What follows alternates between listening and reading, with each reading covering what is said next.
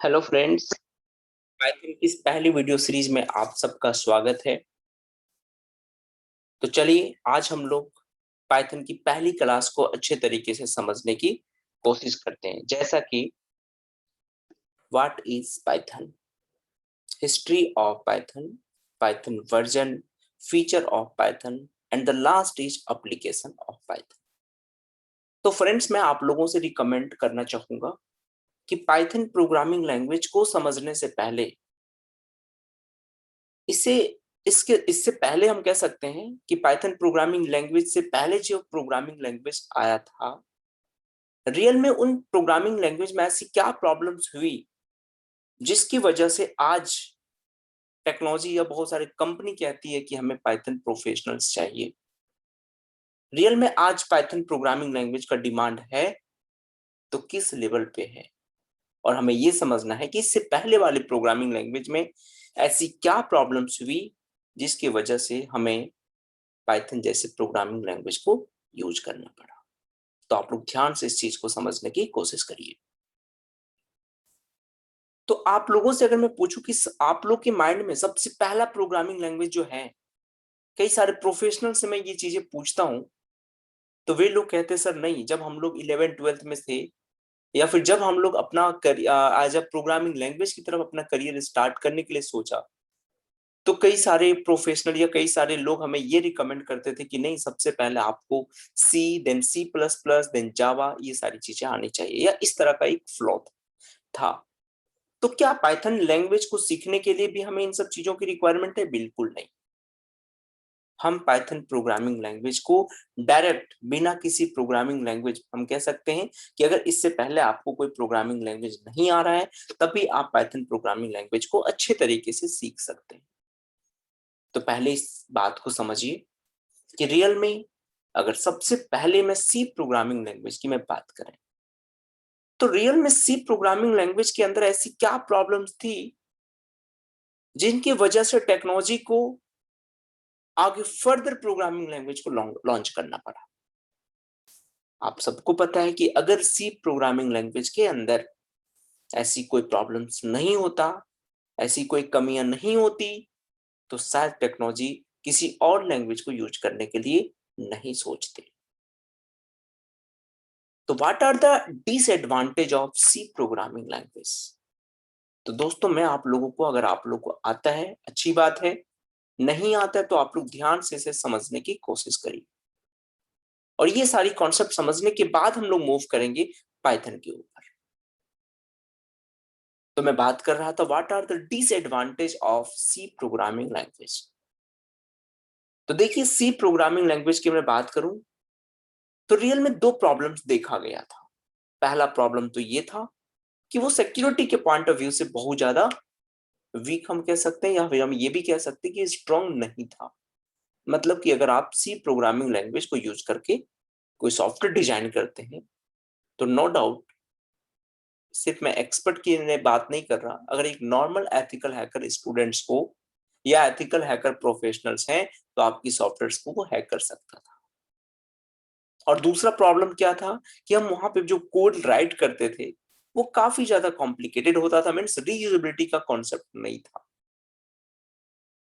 तो इन दो प्रॉब्लम्स की वजह से अभी मैं आप लोग को बताऊंगा कि रीयूजेबिलिटी का कॉन्सेप्ट को किस तरीके से, कैसे इंप्लीमेंट किया गया फर्दर नेक्स्ट प्रोग्रामिंग लैंग्वेज के अंदर। तो ये दो प्रॉब्लम्स की वजह से टेक्नोलॉजी को कहीं ना कहीं नेक्स्ट प्रोग्रामिंग लैंग्वेज को लॉन्च करना पड़ा, and the next programming language is C++। तो फिर आप क्वेश्चन करेंगे कि सर C++ में नो डाउट कि C++ में जो दो प्रॉब्लम्स देखा गया था सी प्रोग्रामिंग लैंग्वेज के अंदर, ये दोनों प्रोग्रामिंग लैंग्वेज को बहुत ही अच्छे तरीके से हैंडल किया गया। बहुत ही इनके दो एडवांटेज को, लाइक सी प्रोग्रामिंग लैंग्वेज के दो एडवांटेज को, सॉरी डिसएडवांटेज को C++ प्रोग्रामिंग लैंग्वेज में एडवांटेज में कन्वर्ट किया गया। सिक्योरिटी के पॉइंट ऑफ व्यू का प्रॉब्लम काफी ज्यादा स्ट्रॉन्ग है C++ प्रोग्रामिंग लैंग्वेज में।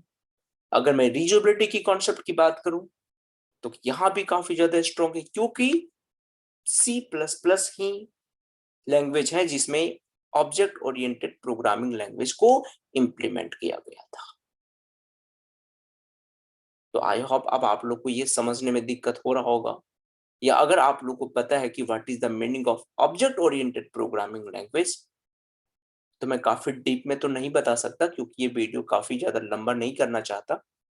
तो शॉर्ट में मैं आप लोगों को बताना चाहूंगा कि ऑब्जेक्ट उप्स कॉन्सेप्ट जिसको कहते हैं, जिस भी प्रोग्रामिंग लैंग्वेज में OOPs concept like object oriented programming language का कॉन्सेप्ट है, उसे हम एडवांस लेवल या हाई लेवल के प्रोग्रामिंग लैंग्वेज कह सकते हैं। क्योंकि उप्स कॉन्सेप्ट में ही आप देखेंगे रीयूजेबिलिटी का कॉन्सेप्ट, जिसमें इनहेरिटेंस का कॉन्सेप्ट यूज करते हैं, पॉलीमॉर्फिज्म कॉन्सेप्ट यूज करते हैं, एब्स्ट्रक्शन यूज करते हैं, क्लासेस, ऑब्जेक्ट्स, कई सारे एट्रीब्यूट हम कह सकते हैं फीचर्स हैं इसके, जो आगे हम लोग पाइथन प्रोग्रामिंग लैंग्वेज में भी डिस्कस करेंगे। तो ये सारी चीजें C++ के अंदर बहुत ही अच्छे तरीके से इंप्लीमेंट किया गया। तो फर्दर क्वेश्चन तो बनता है कि सर इतनी खूबसूरत चीजें अगर C++ प्रोग्रामिंग लैंग्वेज के अंदर आया हुआ था, तो फिर टेक्नोलॉजी को जावा या पाइथन जैसे प्रोग्रामिंग लैंग्वेज को यूज क्यों करना पड़ा? तो रियल में दोस्तों मैं आप लोगों को बता दूं, एक प्रॉब्लम की वजह से C++ को कहीं ना कहीं पीछे जाना पड़ा।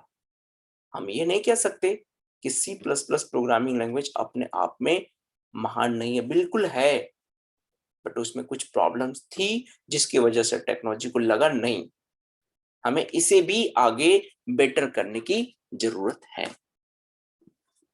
तो वो प्रॉब्लम्स ये था कि C++ is not a platform independent. हम की दूसरे शब्दों में ये भी कह सकते हैं कि C++ जो है वो प्लेटफॉर्म डिपेंडेंट प्रोग्रामिंग लैंग्वेज है। अब थोड़ा सा आप लोग प्लेटफॉर्म इंडिपेंडेंट और डिपेंडेंट के बारे में अच्छे से समझिए। मान लीजिए आप C++ प्रोग्रामिंग लैंग्वेज के एक्सपर्ट हैं और आपने बहुत सी एक सुंदर सा सॉफ्टवेयर डिजाइन किया किसी कंपनी के लिए, और वो सॉफ्टवेयर जो आपने डिजाइन किया, उस सॉफ्टवेयर को आप लोगों ने विंडोज ऑपरेटिंग सिस्टम के ऊपर बनाया। आई होप आप लोगों को ऑपरेटिंग सिस्टम अच्छे से पता होगा, क्योंकि we have so many operating system like a Windows operating system, Linux operating system, Mac operating system, कई सारे ऑपरेटिंग सिस्टम्स हैं। तो आप लोगों ने C++ प्रोग्रामिंग लैंग्वेज को यूज करते हुए विंडोज ऑपरेटिंग सिस्टम्स को, विंडोज ऑपरेटिंग सिस्टम में एक खूबसूरत सा सॉफ्टवेयर बनाया, और आपने उस सॉफ्टवेयर को उस कंपनी, जिस कंपनी के लिए आपने बनाया था, उस कंपनी को आपने सेल कर दिया। सॉरी। तो प्रॉब्लम्स ये था कि उस कंपनी ने आपके सॉफ्टवेयर को नहीं चला पाया, क्योंकि इस कंपनी का पूरा एनवायरनमेंट लाइनक्स ऑपरेटिंग सिस्टम के ऊपर था। और C++ में एक यही प्रॉब्लम देखा गया था, we can't execute any another operating systems. अगर आपने विंडोज ऑपरेटिंग सिस्टम पे बनाया हो, विंडोज ऑपरेटिंग सिस्टम पे कोड को राइट की हो, then it's mandatory that you can execute only and only Windows operating system. तो यहाँ पे ये प्रॉब्लम्स थी जिनकी वजह से टेक्नोलॉजी को आगे जावा या पाइथन प्रोग्रामिंग लैंग्वेज जैसे को यूज करना पड़ा। अब एक बहुत ही इंपॉर्टेंट क्वेश्चन है जो मैं आज आप लोगों से करना चाहूंगा कि आप लोगों के माइंड में क्या है, पहले जावा आया या पाइथन आया? तो कई सारे स्टूडेंट्स के माइंड में ये क्वेश्चन होता है कि सर नहीं, पहले तो जावा आया, बट नो, बिल्कुल गलत है, क्योंकि पाइथन प्रोग्रामिंग लैंग्वेज बहुत ही पहले आ चुका था। अब यहाँ पे भी एक क्वेश्चन बनता है कि सर पाइथन प्रोग्रामिंग लैंग्वेज अगर पहले आ चुका था, खास करके जावा से पहले, तो अब पाइथन प्रोग्रामिंग लैंग्वेज इतनी पॉपुलर क्यों हो रहा है? जावा तो काफी ज्यादा पॉपुलर है। और बिल्कुल ये चीजें हैं क्योंकि दोस्तों मैं आप लोगों को बता दूं, आज से 10 इयर्स पहले टेक्नोलॉजी ने ये नहीं सोचा होगा कि आने वाला टाइम जो है वो आर्टिफिशियल इंटेलिजेंस जैसे चीजों पे काम करना है, मशीन लर्निंग जैसे चीजों पे काम करनी है। तो इस तरीके के टेक्नोलॉजी में जितनी इजी तरीके से आप पाइथन प्रोग्रामिंग लैंग्वेज को इंटीग्रेट करोगे, जो आगे अगर आप लोग Python programming language basic to advance सीखने के बाद जब आप लोग स्विच करना चाहोगे like a machine learning, deep learning, also artificial intelligence, robotics, जब आप लोग पाइथन प्रोग्रामिंग लैंग्वेज को यूज करके करेंगे तब आप लोग को रियलाइज होगा कि रियल में why Python programming language is one of the best programming language for artificial intelligence, data science, machine learning compared to other programming language. तो वहां पे आप लोगों को रियलाइज होगा। तो अब टेक्नोलॉजी को ऐसा लगा कि नहीं, आने वाला टाइम जो है वो इन्हीं सब फील्ड में है, इसी वजह से हमें रिकमेंड करनी होगी बच्चों को पाइथन करने के लिए। शायद आप लोगों को भी पता होगा 2016-17 में ही सीबीएसई बोर्ड वालों ने C++, जावा जैसे प्रोग्रामिंग लैंग्वेज को रिमूव करके उनके सिलेबस में पाइथन प्रोग्रामिंग लैंग्वेज को ऐड कर दिया गया। तो अभी हम लोग बात कर रहे थे कि पहले कौन सी प्रोग्रामिंग लैंग्वेज आया। जैसा कि मैंने आपको बताया कि पहले पाइथन प्रोग्रामिंग लैंग्वेज आया। अगर मैं बात करें जावा और पाइथन में, अगर मैं पाइथन प्रोग्रामिंग लैंग्वेज की मैं बात करूं तो इसका फर्स्ट वर्जन 1991 में आ चुका था, फर्स्ट वर्जन। हालांकि अभी हम लोग बात करेंगे पाइथन वर्जन के ऊपर, देन हम लोग उसमें भी डिस्कस करेंगे। बट जावा की मैं बात करूं तो शायद आप लोगों को पता होगा 1995 में आया हुआ था। तो आप लोगों को आई होप कि ये चीजें समझ में आ गया होगा। प्रोग्रामिंग लैंग्वेज की बहुत सारे हम कह सकते हैं छोटे छोटे कॉन्सेप्ट।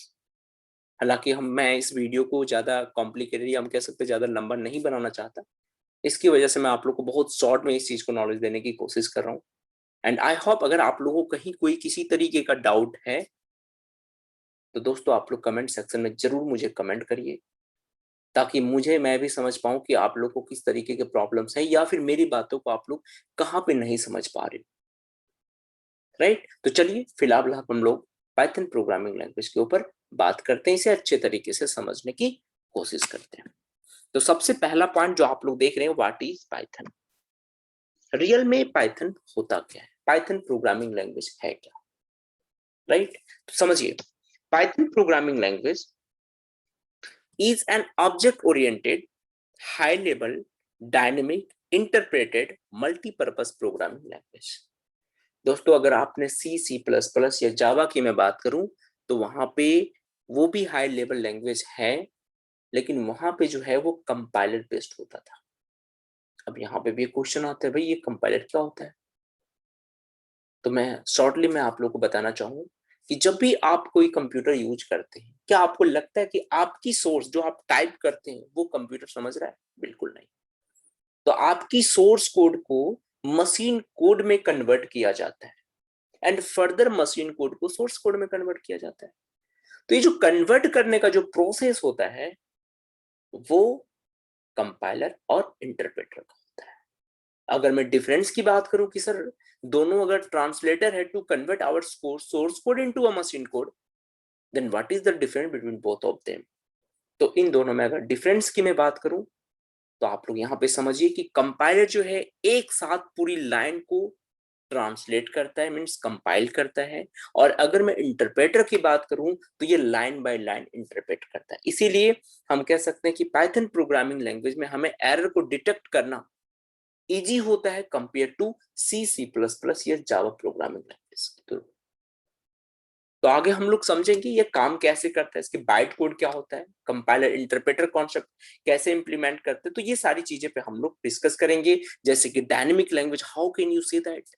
जब मैं आप लोगों को एक पाइथन वेरिएबल टॉपिक बताऊंगा तो उसमें प्रूफ करके दिखाऊंगा कि how can you say that Python is a dynamic programming language.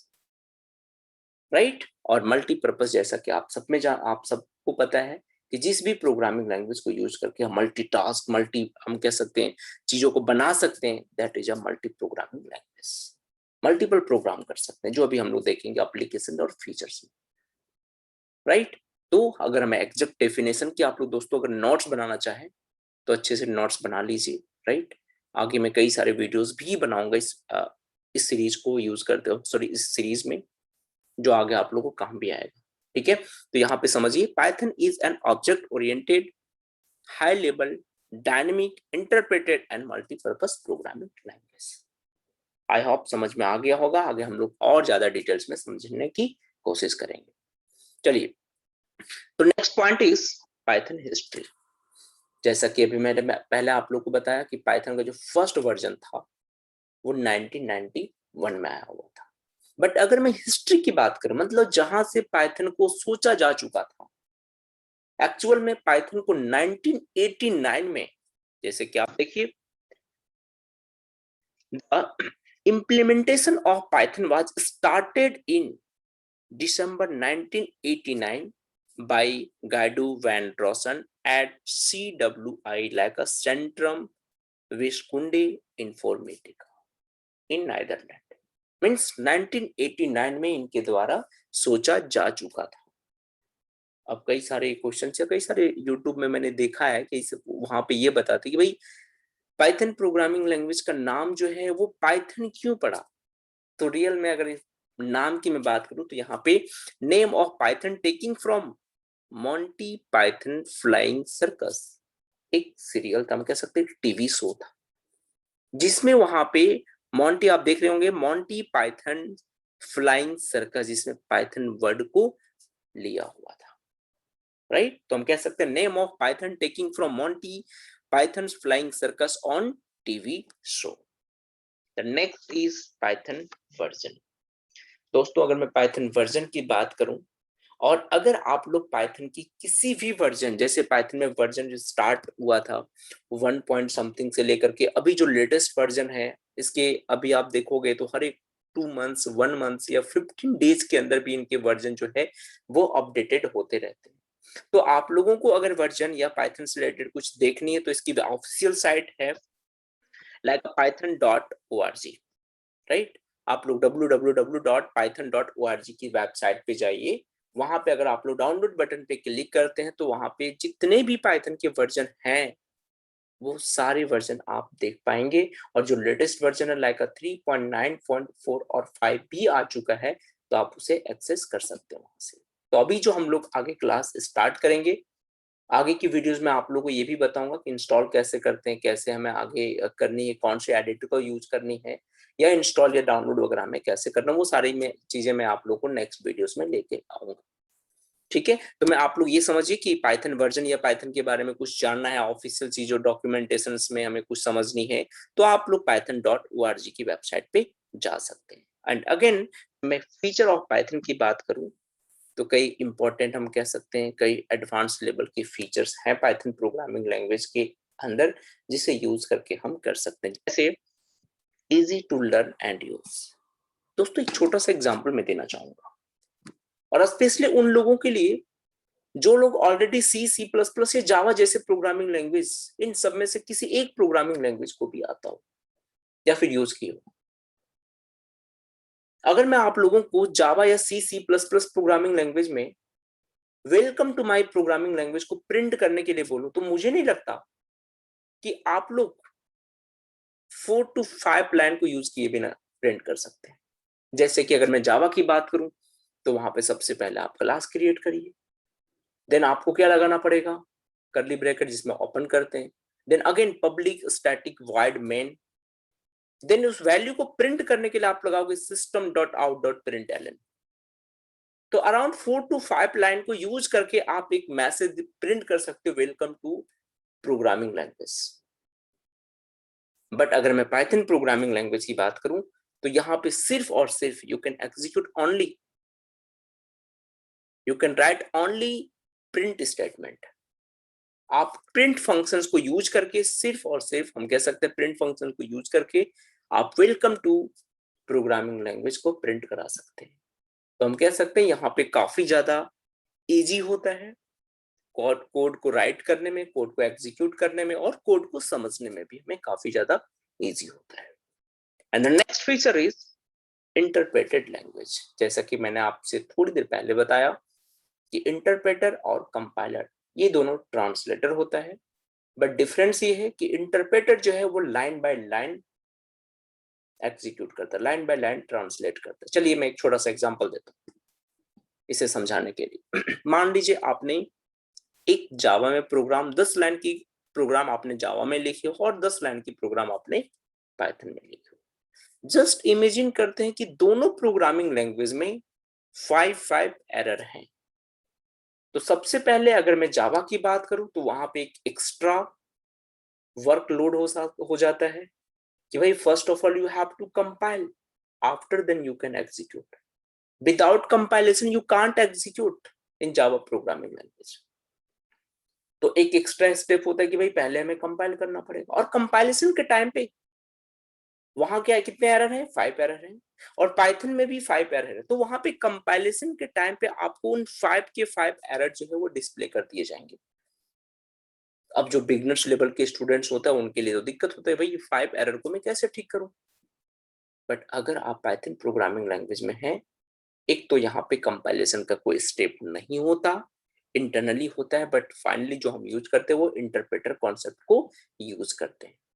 तो यहाँ पे भी 5 एरर होने के बावजूद भी आपके पास सिर्फ और सिर्फ सिंगल एरर आएगा, क्योंकि जब आप उस सिंगल एरर को रिमूव नहीं करते तब तक आपको दूसरा एरर नहीं आएगा, क्योंकि ये लाइन बाय लाइन आपकी कोड को एग्जीक्यूट करता है। तो यहाँ पे भी इजी हो जाता है बाकी लैंग्वेज के कंपैरिजन में, कि हमें एरर इजी तरीके से डिटेक्ट कर सकते हैं with the concept of interpreted language. And the next is cross platform. दोस्तों अभी मैंने थोड़ी देर बाद आप लोगों से एक प्लेटफॉर्म इंडिपेंडेंट और प्लेटफॉर्म डिपेंडेंट के बारे में बताया, क्योंकि C++ जो है वो प्लेटफॉर्म डिपेंडेंट के कारण ही फ्लॉप हम कह सकते हो गया, जिसमें जावा या पाइथन प्रोग्रामिंग लैंग्वेज को यूज करना होता है। तो जावा जो है, Java is a platform independent, and I hope कि आप लोगों को प्लेटफॉर्म इंडिपेंडेंट के बारे में बहुत अच्छे तरीके से समझ में आ गया होगा कि वैसे प्रोग्रामिंग लैंग्वेज जिसको हम किसी भी विंडो ऑपरेटिंग सिस्टम में, किसी भी ऑपरेटिंग सिस्टम में राइट करूं और उसे ले जाकर के किसी भी ऑपरेटिंग सिस्टम में उसे एग्जीक्यूट कर सकूं। तो जो आप प्लेटफॉर्म इंडिपेंडेंट और प्लेटफॉर्म डिपेंडेंट को समझ रहे हो, लाइक अ प्लेटफॉर्म इंडिपेंडेंट को समझ रहे हो, उसी कॉन्सेप्ट को पाइथन में क्रॉस प्लेटफॉर्म कहा जाता है। तो आप लोग बिल्कुल कंफ्यूज मत होइएगा, कभी कभी इंटरव्यू में पूछते हैं what do you mean by cross platform, तो आपको यही बताना है the meaning of cross platform is same as the meaning of platform independent. And the meaning of platform independent, as you know that if you write the code in Windows operating system, then it's not mandatory that you can execute only and only Windows operating system. You can execute any another operating system. तो यहाँ पे भी है कि अगर आपने Python की programming language को विंडोज ऑपरेटिंग सिस्टम पे बनाया हो, विंडोज ऑपरेटिंग सिस्टम को यूज करके कोई सॉफ्टवेयर डिजाइन किए हो, तो ऐसा कोई जरूरी नहीं है कि आप उसे सिर्फ और सिर्फ विंडोज ऑपरेटिंग सिस्टम पे ही चला सकते हैं, आप उसे किसी भी ओएस के ऊपर चला सकते हो। That is the meaning of cross platform. तो ये भी फीचर्स हैं पाइथन प्रोग्रामिंग लैंग्वेज के अंदर। The next feature is free and open source.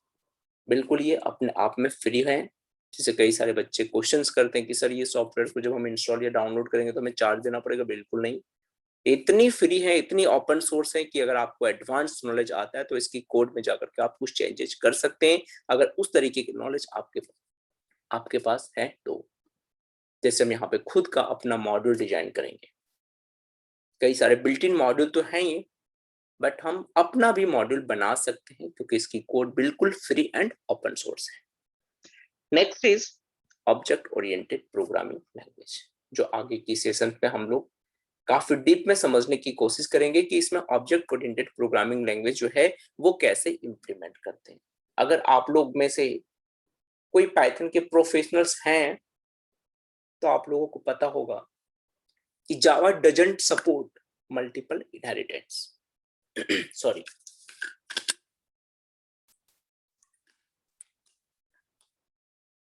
Java doesn't support multiple inheritance. तो वहां पे कुछ लिमिटेशंस था कि जावा सपोर्ट नहीं कर पाता था मल्टीपल इनहेरिटेंस को, बट वही प्रॉब्लम्स को पाइथन ने बहुत अच्छे तरीके से हैंडल किया है और बहुत अच्छे तरीके से यहाँ पे सपोर्ट किया जाता है मल्टीपल इनहेरिटेंस को। अब कैसे या वहां पे सपोर्ट नहीं किया जाता, जब मैं आप लोगों को उप्स के कॉन्सेप्ट में लेके जाऊंगा तब मैं वहां पे आप लोगों को ये सारी चीजें बताऊंगा और अच्छे तरीके से समझने की कोशिश करेंगे। And the next feature is large standard library. जैसे कि मैंने दोस्तों अभी आपको बताया कि इसका यूज जब आप मशीन लर्निंग में करते हैं, डेटा साइंस में करते हैं, तो हर एक फील्ड के अकॉर्डिंग इसमें डिफरेंट डिफरेंट टाइप हम कह सकते हैं, उन फील्ड के लिए स्पेशल टाइप्स की हम कह सकते हैं लाइब्रेरी बना हुआ है। जैसे आप मशीन लर्निंग यूज करते हैं तो वहां पे साइकिट लर्न जैसे लाइब्रेरीज को यूज करेंगे। ये लाइब्रेरी क्या होता है, मॉड्यूल क्या होता है अभी आप लोग ज्यादा कंफ्यूज मत होइए। मैं आगे की वीडियोस में जब मैं आप लोग को मॉड्यूल्स या लाइब्रेरीज वगैरह बताऊंगा तब वहां पे मैं आप लोगों को लेके आऊंगा। तो यहाँ पे अभी सिंपल से ये फंडा समझिए कि भाई अगर हमें यहाँ पे कोई सॉफ्टवेयर बनानी है तो उस सॉफ्टवेयर के लिए जो रिक्वायरमेंट है, या हम दूसरी तरीके से ये कह सकते हैं कि मुझे यूज करनी है पाइथन प्रोग्रामिंग लैंग्वेज को मशीन लर्निंग में, तो मशीन लर्निंग के लिए हमें जिन जिन चीजों की रिक्वायरमेंट है वो हमें बनाने की जरूरत नहीं है, वो प्री डिफाइंड बनी होती है, सिर्फ हमें उसे कॉल करनी आनी चाहिए, इसकी फंक्शनलिटी को यूज करनी आनी चाहिए। तो ये सारी चीजें आपको प्री डिफाइंड मिलेगा पाइथन प्रोग्रामिंग लैंग्वेज को, जो आगे की क्लास में हम लोग इसे यूज भी करना सीखेंगे। राइट, तो हम कह सकते हैं लार्ज स्टैंडर्ड लाइब्रेरी, काफी सारा एडवांस लेवल की लाइब्रेरीज इसके अंदर होता है। नेक्स्ट, GUI प्रोग्रामिंग सपोर्ट, जैसे आप लोगों ने सुना होगा ग्राफिकल यूजर इंटरफेस। हम ग्राफिकल यूजर इंटरफेस को यूज करके एक better look and feel types के हम सॉफ्टवेयर को डिजाइन कर सकते हैं जो डेस्कटॉप एप्लीकेशंस होगा, जिसे हमें इसे एप्लीकेशन में भी यूज करेंगे। राइट, तो आई होप कि आप लोगों को इसके फीचर्स अच्छे से समझ में आ गया होगा, और जितने भी फीचर्स आप देख रहे हो ये सारे फीचर्स आगे हम लोग आगे की क्लासेस में विद प्रैक्टिकल डिस्कस करेंगे। Next is Python applications. दोस्तों एप्लीकेशन की मैं बात करूं तो आपको बता दूं कि पाइथन प्रोग्रामिंग लैंग्वेज जब आप बेसिक टू एडवांस कॉन्सेप्ट सीख लेते हैं तो इसे सीखने के बाद अब कई सारे फील्ड यानी कई सारे ऑप्शंस आपके सामने आ जाते हैं। ठीक है, जैसे पहला वेब एप्लीकेशन। वेब एप्लीकेशन मतलब क्या है कि अगर आपने पाइथन प्रोग्रामिंग लैंग्वेज को अच्छे से सीखने के बाद आप चाहते हो कि सर हमें वेब डेवलपमेंट की तरफ मूव करनी है, तो नो डाउट आप वेब डेवलपमेंट में भी जा सकते हैं। इसके लिए मैं आप लोग को रिकमेंड करूंगा एक जेनगो फ्रेमवर्क, जो आप लोगों ने सुना होगा, काफी इंपॉर्टेंट है, काफी पॉपुलर फ्रेमवर्क है आज के डेट में। सिक्योरिटी के पॉइंट ऑफ व्यू से भी compare to like a PHP कह सकते हैं, राइट, PHP भी एक फ्रेमवर्क, तो इस तरीके स्प्रिंग, राइट, तो इस तरीके के फ्रेमवर्क के अलावा हम कह सकते हैं आज की डेट में काफी ज्यादा पॉपुलर है web framework like a Python जेनगो।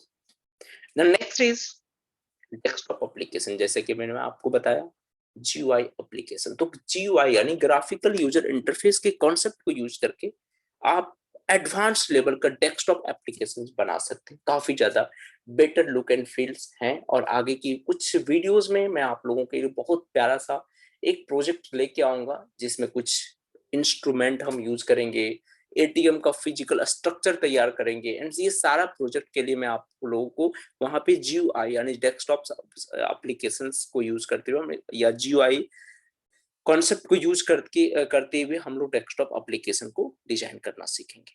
Right, तो next application is game and 3D application. अगर आप चाहते हो कि सर मैं पाइथन प्रोग्रामिंग लैंग्वेज को यूज करके गेम बनाऊं या 3D एप्लीकेशन बनाऊं, नो डाउट आप इससे कर सकते हैं। Next is mobile application. You can also create a mobile application like an Android-based application with the help of Python programming language.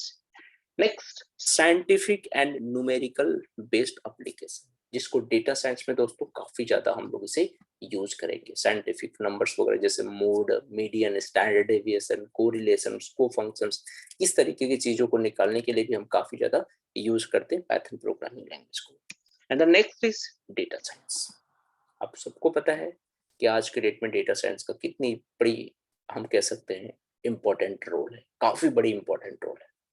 हर एक कंपनी का डिमांड होता है डेटा साइंटिस्ट। तो आगे के लेक्चर्स में आप लोगों को डेटा साइंस का भी वीडियोस लेकर के आऊंगा। तो अभी आप लोग समझिए डेटा साइंस भी जो है वो पाइथन प्रोग्रामिंग लैंग्वेज को सीखने के बाद आप बहुत अच्छे तरीके से कर सकते हैं, क्योंकि डेटा साइंस के लिए भी पाइथन प्रोग्रामिंग लैंग्वेज के पास कई सारे बिल्ट इन लाइब्रेरीज हैं, कई सारे बिल्ट इन मॉड्यूल्स हैं जिसे आप यूज करके बेसिक टू एडवांस लेवल की कॉन्सेप्ट को यूज कर सकते हो डेटा साइंस में। And the next is ML like a machine learning. Whenever you want to switch machine learning field, then after complete ये मैंडेटरी है कि अगर आप डेटा साइंस करना चाहते हैं, मशीन लर्निंग करना चाहते हैं, आगे जो है वो डीप लर्निंग करना चाहते हैं, या फिर आगे हम आर्टिफिशियल इंटेलिजेंस को करना चाहते हैं, then it's mandatory that you have to good knowledge of Python programming language. आप लोगों को पाइथन का बेसिक टू एडवांस कॉन्सेप्ट आनी चाहिए, तभी आप इन सब फील्ड में अच्छे तरीके से आप बिना किसी प्रॉब्लम्स के कर सकते हैं। तो आई होप कि ये वीडियो आप लोगों को समझ में आया होगा, राइट। तो नेक्स्ट मैं आप लोगों के लिए वीडियो लेके आऊंगा कि हम पाइथन प्रोग्रामिंग लैंग्वेज को डाउनलोड कहाँ से कैसे करेंगे, एंड फर्दर इंस्टॉल करने के बाद कितने तरीके से पाइथन प्रोग्रामिंग लैंग्वेज को हम यूज कर सकते हैं, पाइथन प्रोग्रामिंग लैंग्वेज को हम राइट कर सकते हैं, राइट। तो आई होप, अगर आप लोगों को मैं दोबारा रिपीट करना चाहूंगा कि अगर आप लोगों को मेरी बातों में कहीं भी कोई डाउट हो, कहीं भी किसी तरह से समझने में कोई दिक्कत हो, तो आप लोग कमेंट्स में मुझे जरूर बताइए। मैं कोशिश करूंगा कि आपके कमेंट के थ्रू, मैं आप लोगों को कमेंट सेक्शंस के थ्रू मैं जो भी प्रॉब्लम्स है उस प्रॉब्लम्स को हेल्प कर दूं। तो thanks for watching this video. Bye bye, take care.